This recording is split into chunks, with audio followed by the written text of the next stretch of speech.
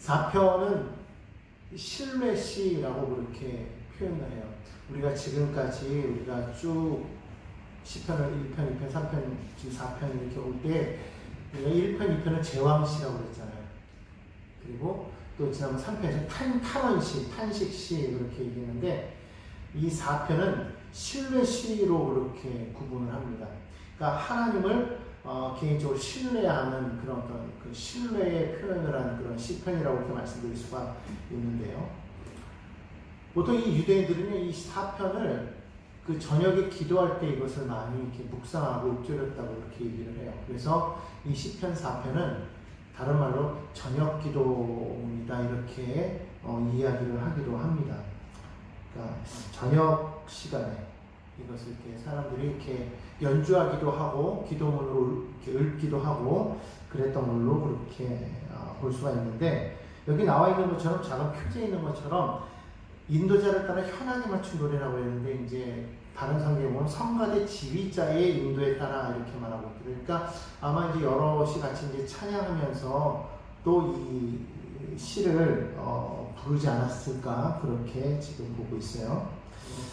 이 시편이 언제 쓰여졌는지 어떤 상황에서 쓰여졌는지는 정확하게는 말하고 있지 않지만 여러 문헌들을 이렇게 살펴보면 이 시편도 3편과 마찬가지로 압살롬에게 쫓겨날 때 그때 3편과 같은 그 시점에서 이것이 쓰여졌을 것이다라고 그렇게 추측들을 합니다. 근데 이제 3편과 다른 건 뭐냐면 3편은 압살롬에게 쫓겨서 도망갈 때 지은 시였다면 이 4편은 그 모든 것이 이제 끝나고 난 뒤에 이제 쓰여진 그런 시라고 그렇게 볼 수가 있어요. 그러니까 3편은 환난 중에 정말 지금 당장 있는 그 고난 중에 그가 이 시편을 쓴 것이라면 4편은 이제 돌이켜 보면서 그거를 이제 쓴 시라고 이렇게 말할 수가 있어요. 자, 1절을 한번 보겠습니다. 1절 한번 읽어볼게요. 나의 의가 되시는 하나님이시여 내가 공경에 처했을 때 내가 부를 때에 응답하소서. 곤란 중에 나를 너그럽게 하셨사오니 내게 은혜를 베푸사 나의 기도를 들으소서. 현대인의 성경으로 이거를 봤더니 뭐라고 되냐면 나의 의가 되시는 하나님이여 그렇게 말하고 있어요. 나의 의의 하나님, 나의 의가 되시는 하나님이여 내가 공경에 처했을 때 나를 구해주셨다고 그렇게 말해요. 그러니까 곤란 중에 나를 너그럽게 하셨다. 이거를 현대인의 성경에서 뭐라고 표현하고 있냐면 곤경에 처했을 때 나를 구해주셨다. 그러니까 지난날의 모든 어려움 가운데서 하나님이 나를 도와주셨다라는 것을 지금 고백하는 거죠. 내게 은혜를 베푸사 나의 기도를 들으소서.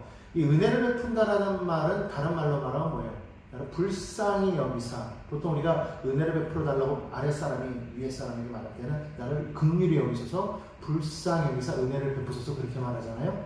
그러니까 나를 불쌍히 하나님 앞에서 우리는 항상 그런 마음이 있어야 될 것 같아요. 하나님 나를 불쌍히 여겨 주옵소서. 사실 하나님께서 우리를 불쌍히 여기지 아니하시면 우리는 설 수가 없어요. 그렇지 않습니까?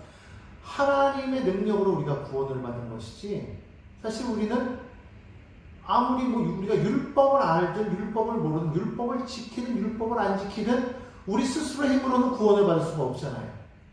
그렇죠? 그 구원은 무엇으로 받는 거예요? 오직 복음으로만 받는 것이다 라고 그렇게 말씀을 드릴 수가 있어요. 구원은 복음으로 받는 것이다. 그러니까 복음에는 하나님의 의가 나타나서 모든 사람을 구원에 이르게 한다. 그렇게 말하고 있지 않습니까? 그렇기 때문에 이 복음에는 하나님의 의가 있어요. 이 하나님의 의는 모든 사람을 구원에 이르게 하는 거예요. 내 힘과 내 능력으로 되는 것이 아니에요. 내가 율법을 지켜서 되는 것이 아니고 안 지켜서 되는 것도 아니고 내가 선한 일을 해서 되는 것도 아니고 어떠한 경우라도 우리 스스로의 힘으로는 구원을 받을 수가 없어요. 오직 하나님의 의로 말미암아 우리는 구원받을 수가 있는 것이죠. 그러니까 하나님께서 우리를 의롭다 판단하셔야 되는데 오직 하나님께서 우리 예수 그리스도를 통해서 예수 그리스도의 십자가를 통해서 우리를 어떻게 보시는 거예요? 의롭다, 죄 없음 이렇게 보신다는 거예요. 그리고 우리 칭의다 그렇게 말하는 거죠. 의롭게 부르시는 거예요. 의롭다 하심을 우리가 얻게 되었다는 것이죠. 원래 우리 스스로는 의로운 게 아니에요. 그런데 하나님께서 예수 그리스도를 통해서 우리를 의롭다 하시는 것이기 때문에 결국 우리는 그 예수는 누구예요? 하나님, 한 분 하나님이시잖아요. 그러니까 하나님으로 말미암지 않고는 우리가 의롭다고 할 수가 없는 것이죠. 그러니까 다윗의 고백처럼 하나님은 우리의 의가 되시는 거예요. 그분을 통해서 우리가 의롭다 여김을 받을 수 있기 때문에 그 하나님이 우리를 공평하게 판단하시는 것이죠. 사실 오늘 여기 성경 10편에 보면은요, 다윗의 많은 대적들, 2편에서, 우리가 3편에서도 우리 보았잖아요. 많은 대적들이 말하기를, 너는 하나님도 너를 상관하지 않을 거야, 구원하지 않을 거야, 돌아보지 않을 거야. 그렇게 말했다고 했잖아요. 오늘 여기 있어도 보면은 뭐라고 말하고 있어요? 똑같이 그렇게 말하고 있거든요. 그런 말들을 계속해서 하고 있었는데, 그런데 하나님은 어떠시다는 거예요? 하나님만은 나를 바르게 판단한다. 대적들은 나를 막 이렇게 곡해하고 오해한 것으로만 끝이면 다행이에요. 아예 없는 것을 만들어서 거짓을 말하는 것이죠. 오늘 여기 2절에도 말하고 있잖아요. 영광을 받고 욕되게 하는 헛된 일을 좋아하고 거짓을 구하는가. 그러니까 자꾸 사람들은요, 우리를 볼 때 좋은 점을 보지 않고 잘못된 것을 많이 지적하잖아요. 특별히 대적들은 어때요? 우리의 흠을 잡기에 아주 혈안이 되어 있잖아요. 저 사람이 뭘 잘못했을까? 꼬투리라도 하나 잡으려고 계속해서 사람들은 그렇게 생각하고 있더라고요. 근데 하나님은 어떻다? 우리를 공평하게 올바르게 판단하신다. 그러니까 하나님은 우리의 의의가 되시는, 하나님은 의로우신 분이에요. 우리를 의롭게 만드시는 하나님이신 것을 우리가 믿어야 될 줄로 믿습니다. 그 하나님 앞에 뭐라고 말하냐면, 내가 부를 때에 응답하소서, 그렇게 말하고 있어요. 다윗이 말합니다. 하나님, 내 기도에 응답하여 주옵소서, 그렇게 말합니다. 나의 기도를 들어주소서 간구하죠. 하나님께서 우리에게 은혜를 주셔야만, 하나님 우리를 불쌍히 여기셔야만 되는 거예요. 우리가 선해서도 아닙니다. 우리가 착한 일을 해서도 아닙니다.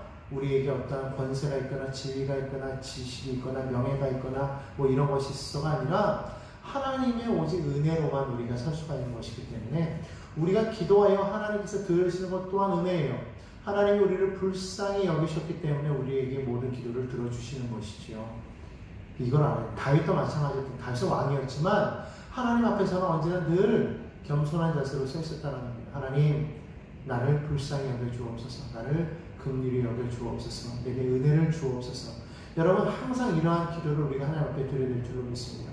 우리가 잘났다고 뭐 하나님의 은혜도 필요 없어, 뭐 내 힘대로 살 거야, 내 마음대로 살 거야, 뭐 이건 내가 잘해서 된 거지, 그렇게 말하면 안 된다는 거예요. 모든 것이 다 하나님께서 우리에게 은혜를 더하여 주셨기 때문에. 그래서 다윗이 고백하는 게 뭐냐면, 곤란 중에 나를 너그럽게 하셨사오니, 그렇게 표현하고 있는데, 이 너그럽게 하다라는 것은, 이거는 그 히브리 원어로 보면 넓히다, 지경을 넓혔다, 여지를 주었다라는 그런 표현으로 그렇게 뜻하고 있거든요. 그러니까 이 유대인들에게 있어서는 이 공간의 이 협소, 공간이 작은 것은 고난, 고통 이런 걸로 보통 이렇게 비유를 많이 들어요. 그런 반면에 이 공간이 넓어지는 것, 뭐 넓혔다, 이렇게 뭐 이렇게 그런 부분들에 이런 얘기가 나오면 하나님의 부요함, 하나님이 복주심, 하나님의 풍요로움을 뜻한다는 거예요. 그러니까 오늘 여기서 곤란 중에 나를 너그럽게 하셨다라는 말은 무슨 말이에요? 하나님께서 그 곤란 가운데서 나를 복주셨다. 하나님께서 나를 구원하셨다. 하나님이 나를 풍요롭게 하셨다. 그 얘기를 말합니다.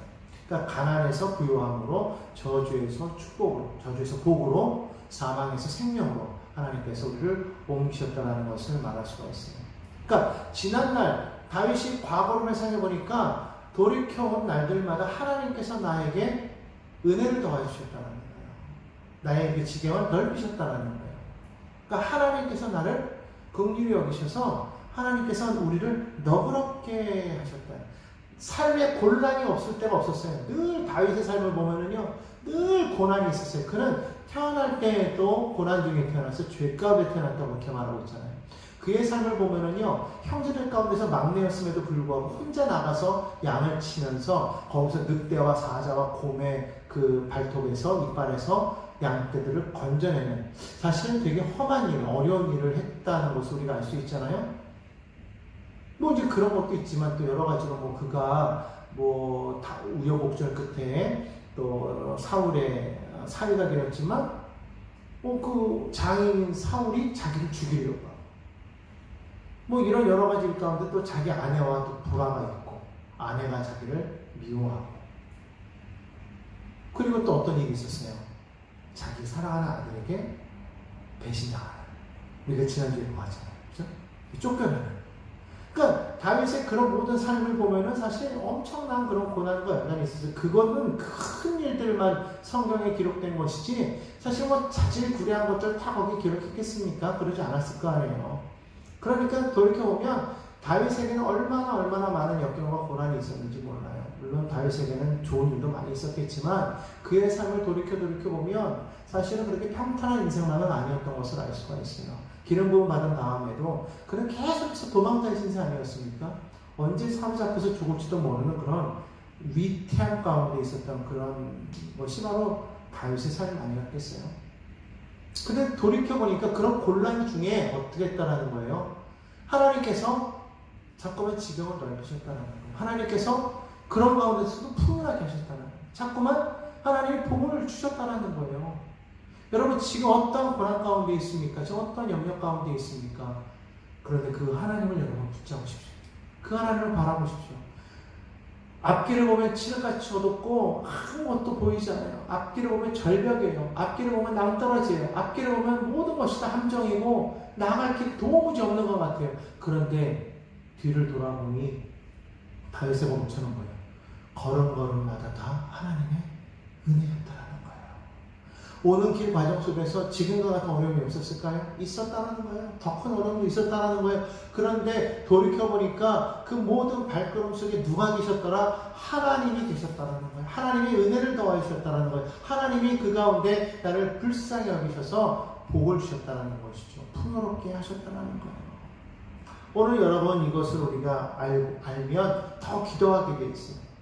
이게 사람이요 한번 응답받는 게 어려워서 그렇지 응답받는 게 하나님께 기도하면 응답받잖아요. 그러면 기도하는 게 재밌어요. 자꾸 기도하고 싶다고. 왜? 기도하면 하나님이 바로 응답하시니까. 그럴 거 아니에요? 은혜를 많이 아는 사람은요 자꾸 기도하려고 한다. 왜? 돌이켜보니까 그때마다 내가 하나님 앞에 부르짖었더니 들으셨어. 하나님 앞에 부르짖었더니 나는 기도를 들어주셨어. 그러니까 또 기도하는 거예요. 또 기도하는 거예요. 또 기도하는 거예요.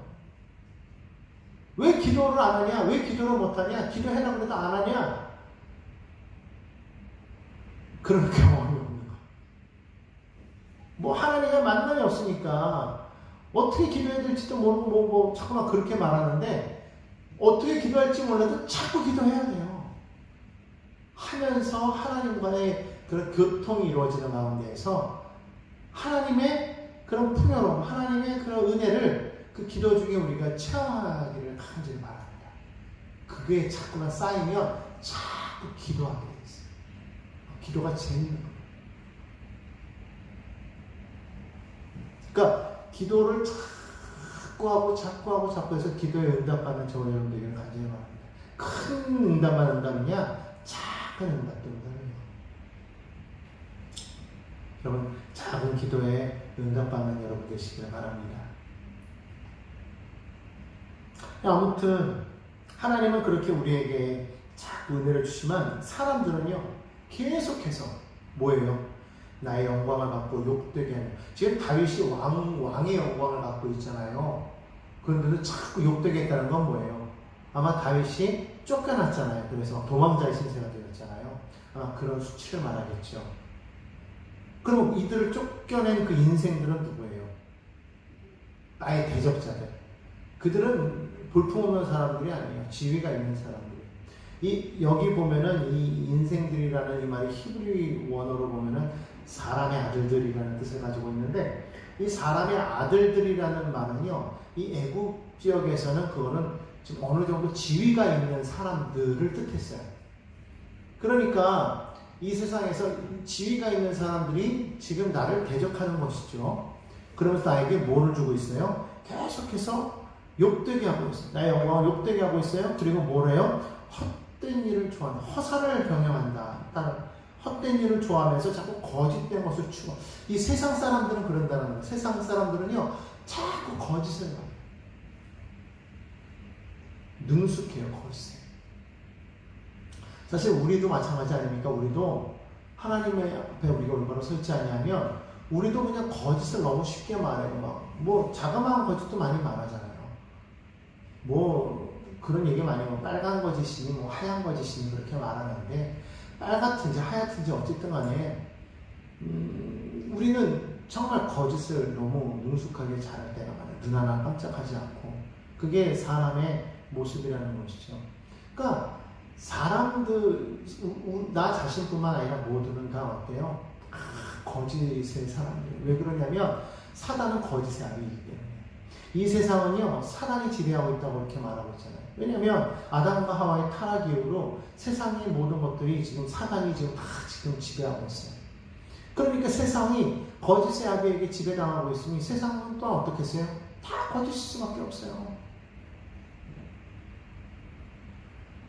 그러니까 모든 것을 우리가 보통 이렇게 순진하게 다 이렇게 믿고 나아가는 사람들 보면 정말 안타까울 수밖에 없는데, 사실 믿어야 되는데 믿죠. 사실 믿을 건 하나님밖에 없어요. 우리가 다른 걸 믿을 거 없어요.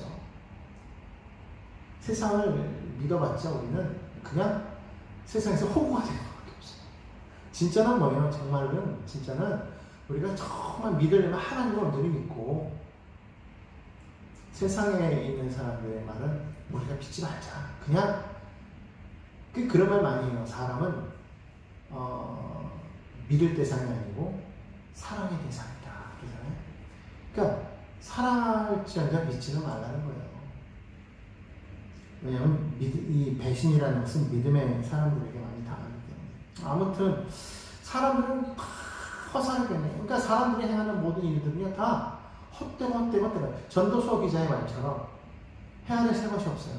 다 헛되니 모든 게 다 헛되다고 했어요. 행하는 모든 일들이 사실은 다 헛된 일들인 거예요.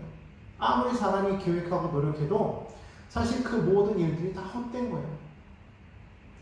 해놓고 나서 보면은 늘 남는 게 뭐예요? 허무밖에 없다고.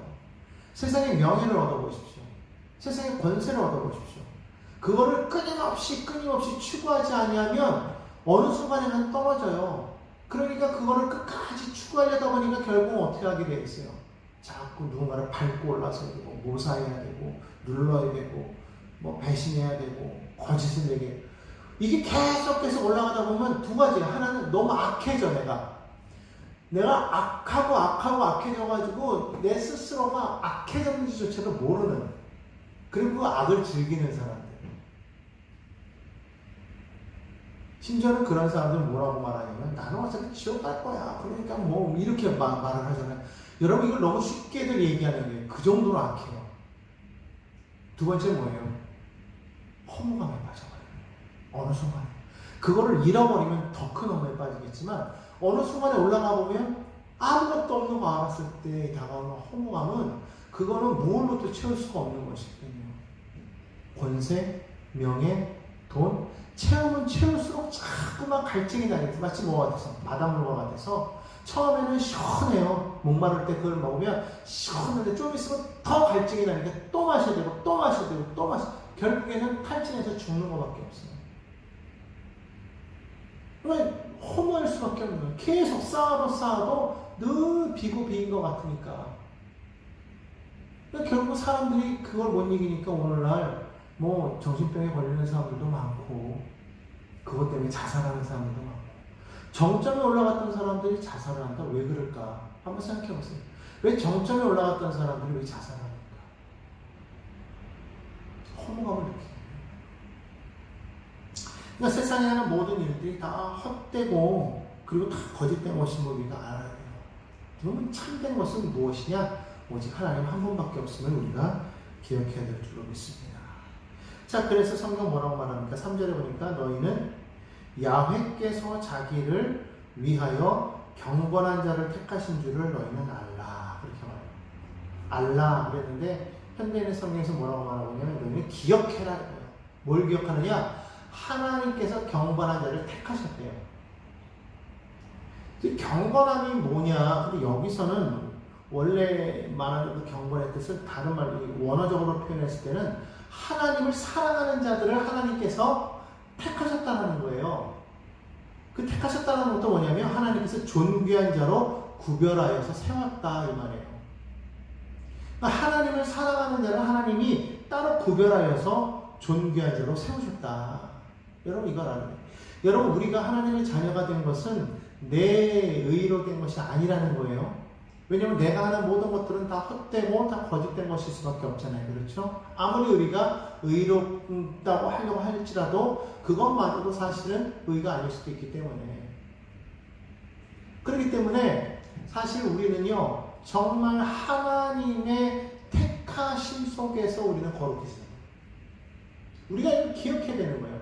하나님이 우리를 택하여서 우리를 따로 구별해서 세우지 않으면 우리는 결코 존귀한 자가 될 수가 없어요.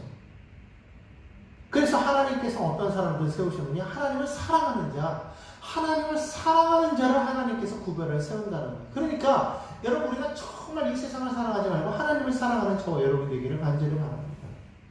세상을 사랑하는 안 돼요.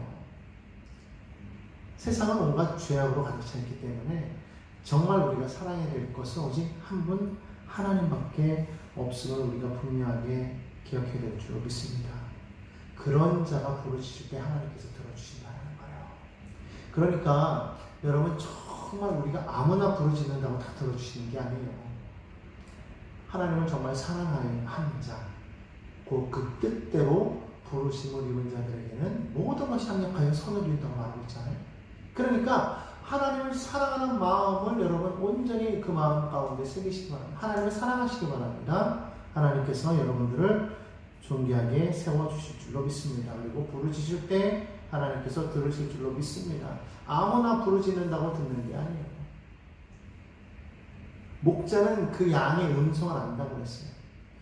여러분 많은 아이들 가운데에서요. 아이 하나가 딱 올 때 부모는요. 자기 아이가 우는 목소리를 정확하게 알아요. 여러 아이가 있어도 지금 이거 내 아이의 울음소리구나 이걸 안단 말이죠. 왜 그래요? 부모기 때문에. 자녀는 그 부모에게 특별히 정한 아주 특별한 사람이기 때문에 그런 말이겠습니까? 마찬가지로 하나님께서 택하여서 여러분, 저와 여러분은 정말 하나님께는 특별한 사람이에요. 우리가 부르짖는 소리를 하나님께서 반드시 듣지 아니하시겠습니까? 들으신다는 거예요. 그렇기 때문에 여러분 우리는 하나님의 자녀이고 하나님의 자녀의 소리를 하나님께서 반드시 들으신다는 것을 우리는 기억해야 될 줄로 믿습니다. 자, 그러므로 4절에 보니까 너희는 떨며 범죄하지 말지어다 자리에 누워 신중히 말하고 잠잠할지어다. 아무리 주변에서 사람들이 나를 대적해서 분을 막 일으키고 뭐 그런 거 있잖아요. 막 모략질하고 이간질하고 막 뒷말하고 수근수근하고 그러면 사람이요. 사실 힘든 게 뭐예요? 뭐 애들 막 왕따 시키잖아요. 요즘 뭐 애들뿐만 아니라 뭐 대학교 직장에서도 막 왕따 시키고 요즘 어느 애들이 그런 게 있잖아요. 다 소곤소곤하고 막 거짓을 말하고 막 그럴 때 얼마나 이게 힘들어요. 막 감당할 수가 없거든요. 나는 안 그랬는데도 불구하고 막 사람들이 없는 일 만들어가지고 나를 막 괴롭힐 때가 얼마나 많이 있어. 그럼 어때 마음에? 막 분이 막 일어나잖아요. 막 분노가 일어나고 막 그냥 막 이건 어쩔 수 없으니까 막 사람들한테 막 화를 내고 내가 언제 그래서 막 싸움이 일어나고 막 그러다 보면 막 치고받기도 하고 뭐 사건이 터진단 말이에요. 이 요즘 보면은요 그 분노 조절 장애 걸린 사람들 왜 이렇게 많은지 모르겠어요. 사실은 분노 조절 장애에 걸리지 못한 게 아니라 분노가 막 쌓아올리는데 이거를 참지 못하고 막 터뜨리는 거예요. 행동을 옮기는 것이죠. 요즘에 그런 게 너무 많은 것 같아요. 근데 성경은 뭐라고 말하고 있어요?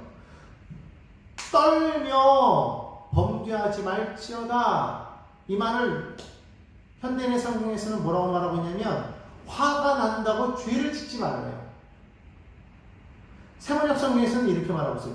분노하여도 죄 짓지 말아라. 그러니까 무슨 말이냐면 화가 난다고 해서 분노가 난다고 해서 내가 막 부르르 떨 수는 있어요.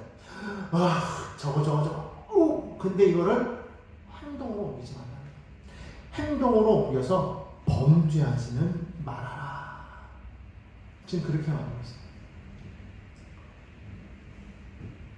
화를 낼 수 있다는 말이에요. 화가 날 수가 있어요. 화를 내는 게 아니고 화가 날 수 있어요. 막 분노가 치밀어 오르면 막 이가 떨리잖아요. 막 손이 부르르 떨리잖아요. 그럴 수 있어요. 근데 어떡하라는 거예요? 떤다고 해가지고 앞에 원수가 있다고 해가지고 냅다 뻥 치면 어떻게 돼요? 칠 때는 시원한데 치고 나면 내가 어떻게 돼요? 잡혀간다고. 내가 죄인이에요. 내가 벌금을 물든지 감옥에 가든지 뭐 둘 중에 하나 아니겠어요? 그러니까 뭐 화가 나요. 나는 잘못한 게 없어요. 저 사람이 잘못했어요. 막 화가 나 치는데 그런데 어떻게 하라는 거예요? 성경은 오늘 보니까 잠자리에 누워서 자리에 누워서 심중에 말하고 잠잠하라.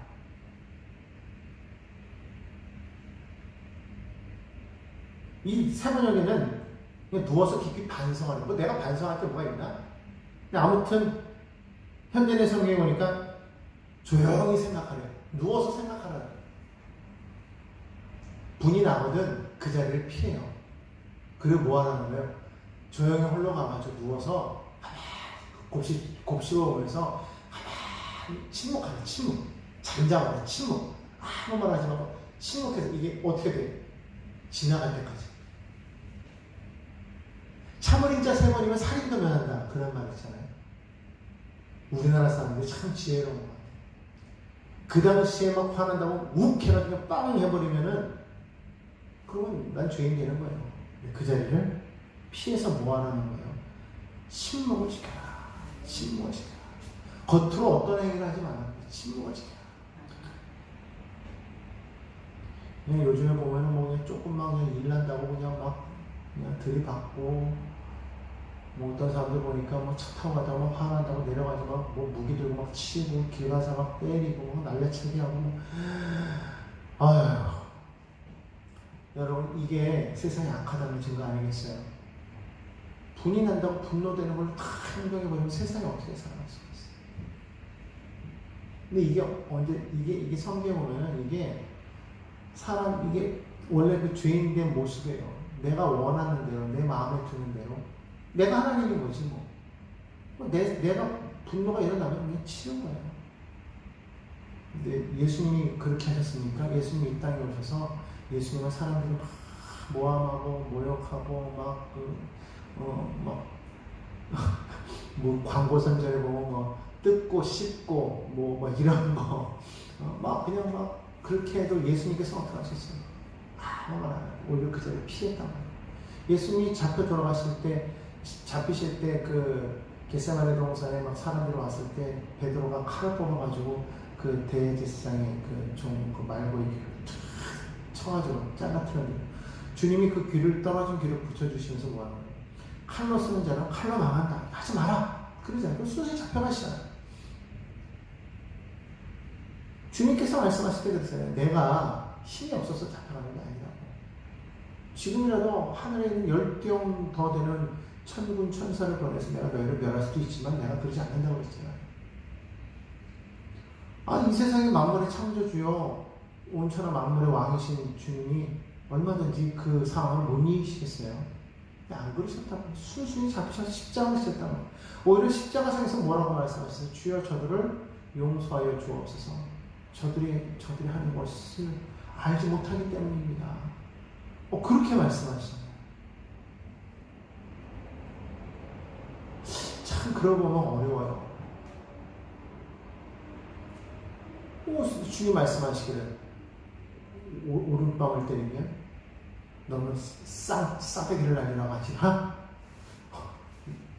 한쪽 뺨을 대주라는 거잖아요. 오리를 가져가면 식리를 가져가. 겉옷을 나가면 속옷 바지도 벗어주고 하여튼 주님이 말씀하시는 거 보면 도무지 우리가 감당할 수 없는 그런 것들이죠. 그럼 우리 어떻게 살아가느냐. 근데 성경은 말하고 너희는 분내지 말고 참아라. 대신 원수가 없는 것은 내게 있다. 내가 갚겠다고 말씀하시기 때문에 우리는 뭐 하면 되냐면 원수들이 그럴 때 지금 다윗처럼 하나님께 기도하는 거예요. 부르짖는 거예요. 주여 나를 불쌍히 여겨주옵소서. 지금 내 대적들이 나를 이렇게 조롱합니다. 내 대적들이 나에게 이렇게 거짓을 행합니다. 내 대적들이 나를 이렇게 멸시하고 나를 조롱합니다. 나의 영광을 다 떨어뜨렸습니다. 나는 지금 너무 초라해졌습니다. 주여 내게 은혜를 주시옵소서. 은혜를 주시옵소서. 나를 불쌍히 여겨주옵소서. 그렇게 하나님께 기도하는 거예요. 그러면 하나님께서 갚아주시겠다. 너는 그냥 분이 나더라도 떨림이 오더라도 그냥 가만히 있어. 너희는 가만히 있어. 오늘날 내가 너희를 위하여 싸우는 것을 보라. 주님 말씀하고 있잖아요. 하나님이 대신에 싸우시겠다는 거예요. 그럼 너희는 뭐 하느냐? 너희는 하나님 앞에 예배하라는 거예요. 하나님을 의지하라는 거예요. 그러니까 너희가 의지할 거는 너희 힘, 너희 명예, 너희 권세가 아니고 너가 가지고 있는 백그라운드가 아니고 너가 의지할 것은 하나님이니 너는 오직 뭐하라? 하나님 앞에 올바른 예배자로 서라는 거예요. 하나님만 바라보라는 거예요. 하나님만 의지하라는 거예요. 그리하면 하나님께서 너에게 갚아주시겠다라는 거예요. 6절에 보니까 여러 사람의 말이 우리에게 선을 보일 자가 누구뇨? 그렇게 말씀하시죠. 우리에게 선을 보일 자가 누구뇨? 솔직히 다윗이 도망갈 때 다윗을 따라다니던 많은 사람들이 보면서 다윗을 쫓아가지만 쫓아가면서도 야 진짜 여기서 우리에게 우리를 도와줄 수 있는 분이 있을까? 회의하고 의심가는 사람들이 있지 않았겠어요? 모세도 그랬잖아요. 이스라엘 백성들을 이끌고 가나안 땅에서 나아가는데 계속해서 주변에서 막 그냥 툴툴대면서 가나안 땅이 언제까지 가는 것이냐, 그거 짧은 기간 동안 가면서 뭐 물이 없다, 뭐 먹을 게 없다, 힘들다, 뭐하다, 막 계속해서 불평하고 원망하고 막 그랬잖아요. 하나님이 정말 계시느냐 뭐 이래가면서 오늘날도 그런 사람들 많이 있어요. 하나님을 믿는다고 하면서도 막 주변에서 하나 보면은 막 나는 막 믿음을 가지고 나가려고 하는데 막 주변에서 막 가족들이 친한 사람들 막 그런 얘기 하잖아요. 야 하나님이 있는데 너 왜 그래? 하나님이 있는데 이게 돼? 진짜로 하나님이 어려운 상황 속에서 너를 건져주셔? 정말 하나님이 계시긴 계셔? 막 이런 말을 자꾸 한단 말이에요. 그러면은 지금 나는 막 믿음이 있어가지고 막 그래도 어떻게 막 이겨나가려고 하는데 막 그런 말을 들을 때 어떻게 되는 내 마음이 막 무너진다고. 뭐 의심하고 지금 막 대적들에게 쫓겨가지고 지금 가는 것도 지금 버거워 죽겠어. 대적들하고 막 싸우는 것도 막 지금 힘들어 죽겠는데 겉의 대적이 문제가 아니라 지금 안에서 오는 내적인 대적이 더 문제가 되는 거야. 자꾸 마음으로 의심의 먹구름을 자꾸 가져다 주니까 나는 믿음이 있어서 막 대적하면서 이 상황을 이겨나갈 거야 하면서도 내 마음속에 뭐가 들어오는 거예요. 자꾸 정말 근데 이게 정말 되는 걸까? 이게 지금 이게 정말 내게 소망이 있는 걸까? 이게 될까? 안 되는 거 아닌가? 이제 끝난 거 아닌가? 막 그런 마음의 의심이 막 들어오는 거예요. 그럼 사람이 어떻게 돼서 원망하고 좌절하고 낙심하고 포기한단 말이에요. 지금 여기 보니까요, 지금 밖에 대적이 문제가 아닌 거예요.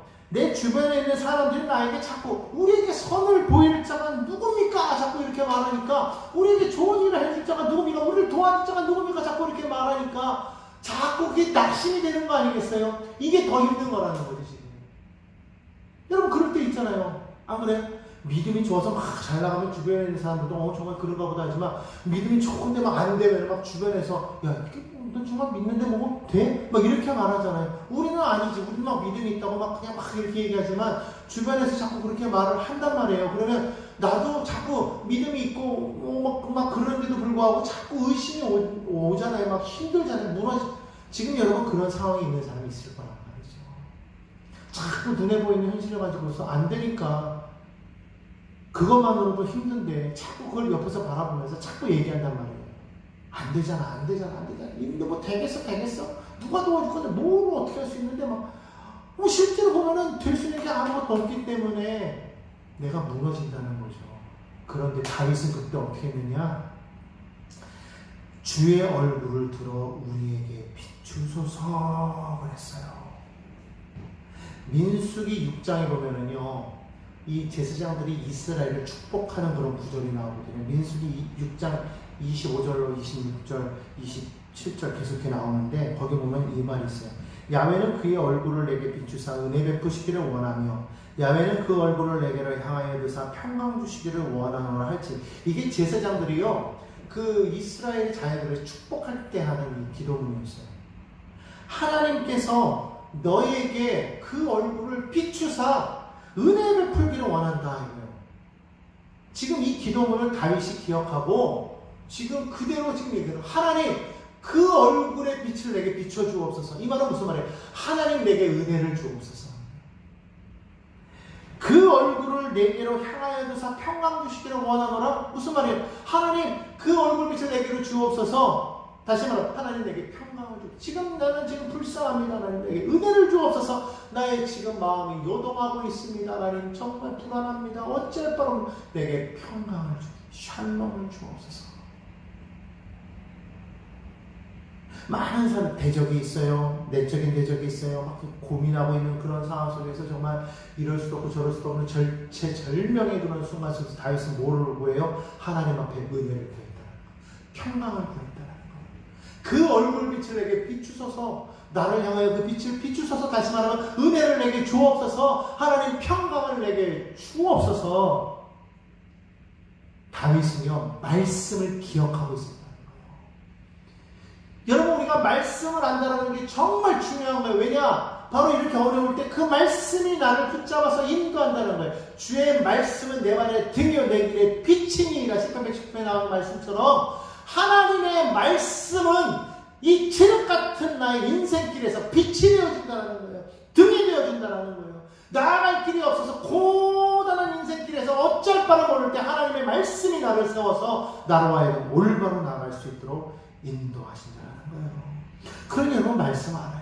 말씀이 그 말씀이 우리 가운데 있을 때 어려움이 다가올 때, 곤란이 다가올 때에 그때에 하나님께 은혜를 구하고 평강을 구하고 하나님께로 시선을 맞추니까 7절로 뭐가 왔느냐? 7절부터 보니까 주께서 내 마음에 두신 기뻐라. 그런 그 곤란 가운데서 하나님께서 내 마음에 은혜를 주고 남들이 옆에서 누가 우리에게 선을 베푸겠습니까? 누가 우리에게 좋은 것을 주겠습니까? 누가 나를 도와주겠습니까? 그랬는데 지금 다윗은 뭐라고 해요? 하나님께서 내게 선을 베푸셨다는 거예요. 주가 내 마음에 두신 기쁨. 지금 기쁠 때가 아니거든요. 그런데 하나님이 평강을 주시고 은혜를 주시니까 기쁨이 차고 넘치는데 뭐라고 말하냐? 그들의 곡식과 새 포도주가 풍성할 때보다 더 좋은 이이다. 그들이 누구예요? 아까 말한 그 사람들, 인생들, 사람의 아들들, 나를 대적하는 사람들, 그들이 세상에서 얻은 그런 풍성함, 막 풍요가 생긴 거예요. 막 모든 게 풍성한데 그것보다도 뭐하다? 더 크다. 이거는요 다윗이 그냥 스스로를 위안한 게 아니라 정말로 하나님이 주신 그 기쁨을 그가 그 마음 가운데에서 그가 경험했다. 여러분 그러한 일이 생기기를 예수님의 이름으로 축원합니다. 지금 그러지 못하기 때문에 막 힘들어요. 어려우니까 막 어찌할 바를 몰라서 어찌할 바를 몰라 힘들고 어렵고 막 죽을 것만 같고 그러니까 뭐 밤에 잠도 오지 않죠. 뭐 진짜 뭐 불면증에 걸린 것처럼 뭐 그냥 계속 이리 뒤치다 저리 뒤치다 계속 머릿속에 떠오르는 거는 문제를 어떻게 해결할 수 있습니까? 나 어떻게 해야 되나? 뭐 이제 나는 죽는 것밖에 없나? 막 그런 생각밖에 안 들어요. 그게 다윗은 어떻게 했다고 그랬어요? 성경 보니까 내가 평안히 눕고 자기가 하니. 이런 것이 얼마나 지금 고난 가운데 있는데 다윗이 그런 가운데 태평하게 평안히 눕고 자는데요. 여러분 그럴 수 있어요? 대적들이 있는데 평안히 잘 수 있어요? 옛날에 정조대왕은 잠을 하루에 얼마 자지 않았다고 해요. 어떨 때는 막 깨어있을 때도 많다고 그랬잖아요. 왜? 대적들이 자기를 죽이려고 막 암살자를 많이 보낸 뭐 그런 얘기가 있잖아요. 그죠? 그러니까 막 잠을 제대로 안 자고 막 밤늦게까지 막 책 보고 공부하고 했던 게 일부러. 그러니까 편안하게 잠을 제대로 못 자는 거예요. 근데 다윗은 어땠어요? 편안히 눕고 잠을 잤대요. 하나님이 사랑하는 자에게 잠을 주시나니. 여러분 오늘 밤에 어떤 문제가 있어도 평안한 잠을 자시길 바랍니다. 저는 목사님 불면증이 있어요. 참이 알아요. 한번 오늘 뭐 그런 분 있잖아요. 잠 깨면 잠 못 자는 뭐 잠자게 될 줄로 믿습니다. 편안하게 하나님 앞에 자꾸 마음의 걱정거리가 아니라 기쁨이 충만해서. 그래서 오늘 8절에 뭐라고 말하고 있냐면 나를 안전하게 살게 하시는 일. 하나님이 우리를 보호하신다. 나를 안전하게 살게 하시는 성경 보내 오직 따라합시다. 오직 하나님뿐입니다. 오직 야훼이십니다. 여러분 이게 우리의 고백이 되어야 될 줄 믿습니다. 이게 우리의 믿음의 고백이 되어야 됩니다. 나를 안전하게 살게 하신 이는 오직 다른 거 없어요. 오직 야훼이십니다.